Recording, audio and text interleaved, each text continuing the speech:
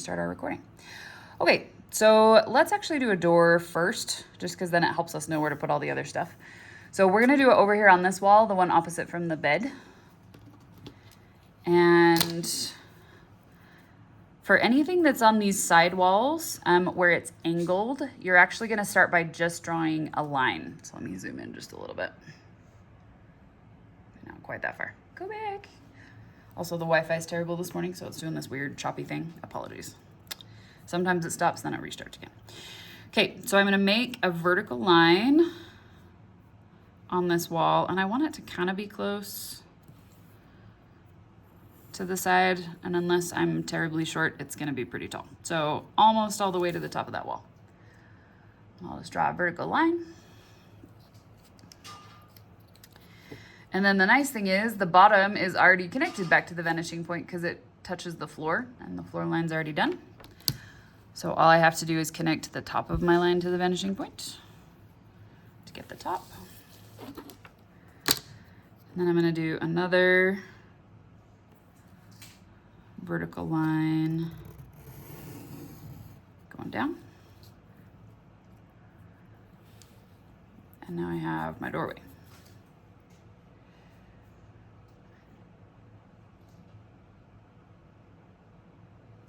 Okay, now this is kind of fun. I want to make it look like it's open. So I want this room to feel like that it's going out into the hallway. So let's say the door is like open to the outside. So all I'm gonna do is right here. So on this side of the door that's like closest to my vanishing point, okay, I'm gonna make it a rectangle. So I'm gonna draw a horizontal line at the top and the bottom. I'm gonna connect that together.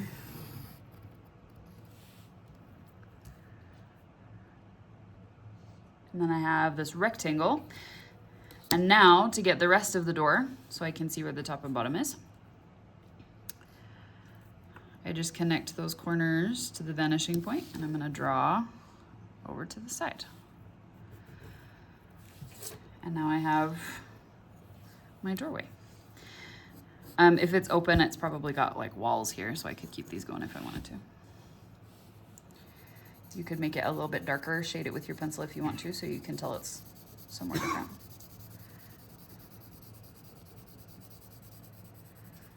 But see, now it looks like it's kind of going out into my hallway. I have this open door. So like I said, perspective is not for everybody. You may not love this, and that's okay. Like, it's fine. But a lot of people, it tends to polarize people. They either love it or they hate it. Like, they mostly hate it. But a lot of people that love it, it's because they don't like how with a lot of art, you're just kind of using your intuition, you're guessing and then trying to guess as close as possible until you get a likeness of what you're looking at. But with perspective, you just have to use the rules and then art comes out. So as long as I'm connecting stuff back to my vanishing point, then it will come out looking like a 3D piece, which is pretty awesome. Okay, all right, door accomplished. Let's do the Beastie Boys poster. Let's do the bookshelf first. Let's go ahead and put our bookshelf over here by the door. So I'm gonna start by drawing the front of my bookshelf. And I want it, so you don't want it to be like right at the floor, because if it was like touching the corner of the wall right here, that means that it's like built into the wall, which we're not gonna do that because that's harder. So I wanna start my line just below where you can see that wall is. And we're gonna make this a tall, skinny bookshelf. Okay, so it's kinda gonna come over. And the only rule is it can't be perfectly even with the wall. It can either go further over or further back. So I'm gonna make mine go back just a little bit. Okay, and then we're just gonna make it into a rectangle. So I'll do a couple of vertical lines.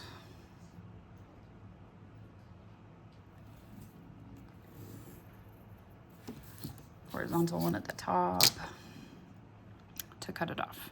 And always try and get it as straight as straight as possible. If you feel like it doesn't look like it's straight, it's probably not. And you should go back and fix that as soon as you can. It'll make it easier than trying to fix it later. Okay, and then just like the chest of drawers that we drew yesterday, where you just draw the drawers normally, we're gonna draw the openings in the bookshelf normally, kind of like what we did with those drawers. So I'm gonna make 3 rectangles, and they can be different sizes, that's fine. So maybe the bottom one is the biggest.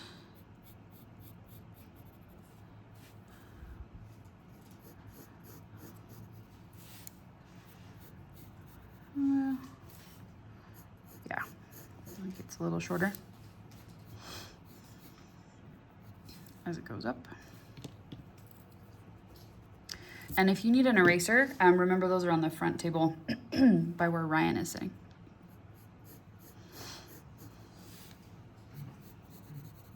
Okay, and then I'm just gonna do a little skinny shelf on the top. So whatever size your shelves are, it doesn't really matter, as long as there are 3 of them.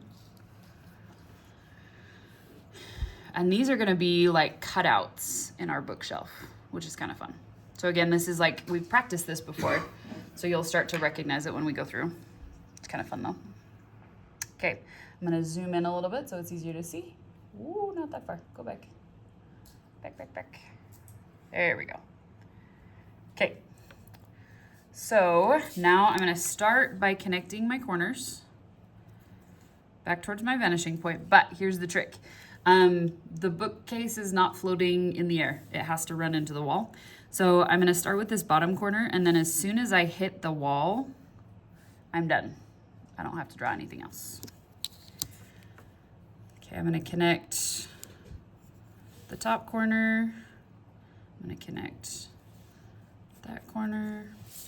And I'm not gonna worry about this bottom one because I would have to draw through the shape to draw that. Okay, and then I'll give you a second to get caught up.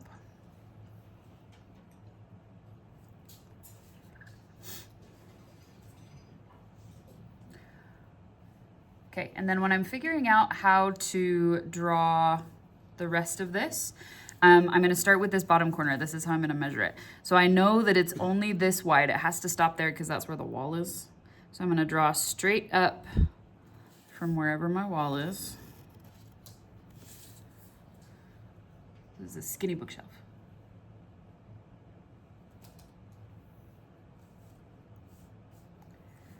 Okay, and then I'm gonna start from here where I just finished my line, and I'm gonna draw a horizontal line to cut off the top. So it's really skinny at the top. And then I can erase these orthogonals that I don't need anymore. Okay, now because this is a bookshelf, the shelves on the inside are empty, so we treat them like windows or cutouts.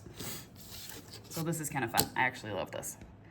It's trippy though, so I'm gonna zoom in so you can see it better. Okay, so the side that's closest to my vanishing point, so this side of all of my shelves, I'm not gonna really be able to see that because it's getting covered up by this side of the bookcase. But this side, I can see the inside edges. So I'm gonna connect all those corners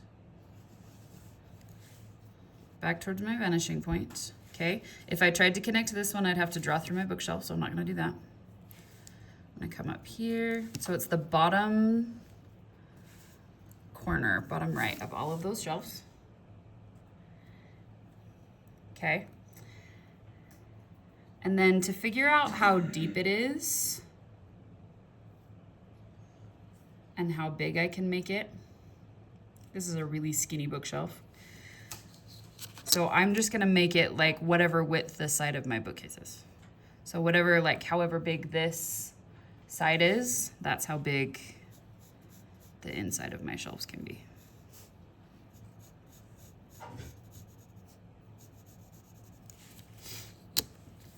And then I just connect over with the horizontal line. And I'll show it to you in a second.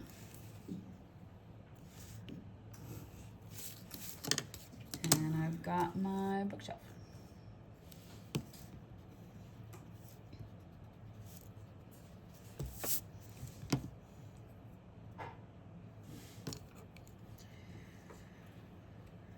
Okay, now you're gonna have to put something on this shelf. Eventually you can decide what that is. If you wanted it to be a book, it works the same way as like our other furniture. So I would draw like the front edge of the book that's facing me. And then I just connect back to the vanishing point. It's just a little box. And then I have my book.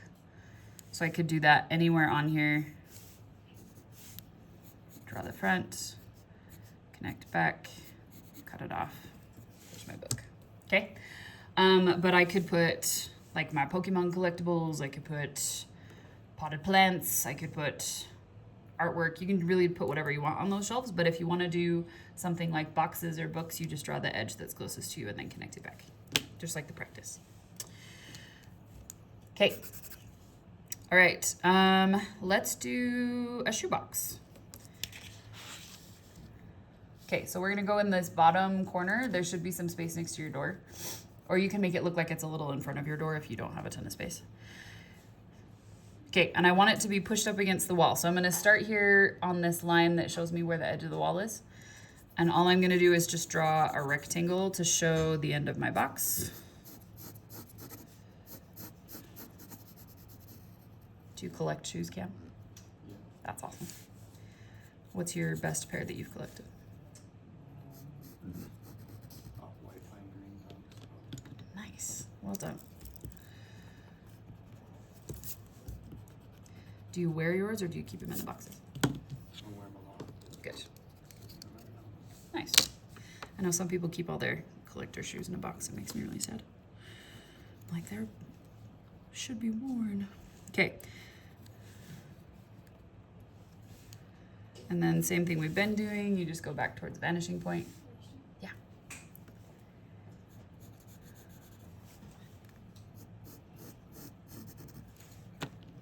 Draw the top and bottom of my box.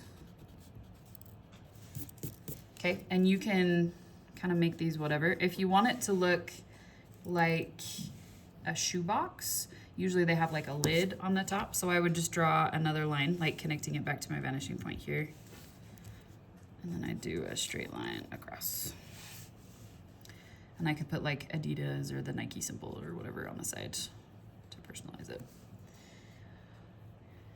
If you wanted to, you could be extra and even put like a shoe sitting on top of it, but you don't have to do that. Okay, and then we've got the Beastie Boys poster, yeah? Now I'm gonna have to look up details for the Beastie Boys poster because I'm not cultured enough to know what one of those looks like off the top of my head, but I will show you how to do it. Oh, that was exciting. Have to clean that up in a sec. So if I have a poster on this back wall, let me zoom back out so you can see. So if I have a poster back here, it's super easy. All I have to do is draw a rectangle. So I figure out like how big I want my poster to be. And I literally just draw a rectangle. And I could do that with like any artwork that I have on my wall. Bless you. I just draw like whatever shape it's gonna be, because since it's on that wall, it isn't affected by the vanishing point. So I can really draw whatever I want to. If it's gonna be something that's up above the bed, so if it's a piece of art hanging on the wall above the bed, then I would just do what we did with the door. So I'm gonna draw like a line for the edge first. And then I connect it back to the vanishing point. Top and bottom. And then I do another vertical line to cut it off. So anything on the back wall is just normal, as long as it's flat. If it sticks out from the wall, we have to do like we did with the bookshelf. But if it's flat against the wall like these, just draw it normal. Okay, so now you get to personalize. So I will turn on music in just a second and kind of let you go. And we're gonna finish this on Monday. You'll be doing that as well. And then we'll be starting our stamps. But you have to personalize this. So the assignment is you're gonna take what we just did and you have to add 5 major things to that room that make it your own. So it could be like lighting. Maybe you've got a lamp or a cool chandelier, or like inset lights, like can lights. I could do plants on my bookshelf. I could add more shoe boxes. I could customize it and put like a bunch of different types of pillows on the bed. You could go like full, not reality at all, and do something epic and have like the Narnia closet here on the side and just see the lamppost through it. That would be super rad, actually. You could do, like, I've had people that have had like the corner of their room, there's like a ghost, so they made it like a scary thing, or like the It Clown. You could have like a piece of artwork that you made or a sculpture over here on this side. You could have like bowls, you could have your headphones. So you need to add 5 things to this that make a major difference to the room, okay? And then you're gonna go through and you're either gonna shade it or color it. So you can use color, or you can do kind of like what I've been doing and just use your pencil and shade some pieces in darker. So I would need like a white and a couple of grays and like a black. Or you can go in and color it. Either one is fine. But you need those 5 things, and then you're gonna add color or shade. So now's the time. If you have any special requests that you're like, I wanna know how to draw this, ask now. Speak now or forever hold your peace. Or at least until I come around to your table, and then you can ask me yourself. Anybody have something they wanna know how to draw? Okay. All right, I'm gonna go ahead and turn the music on. I'm also gonna put some examples up on the screen of finished ones of this, so you can like see some ideas of what other people have done. If you need to borrow this or come take a picture of it with your phone so that you can get the stuff that you missed, go ahead and come back and look at that. And then I will post the video demo of what we just did, that recording on Canvas today. So if you need that, just know that that's coming. Okay, good luck.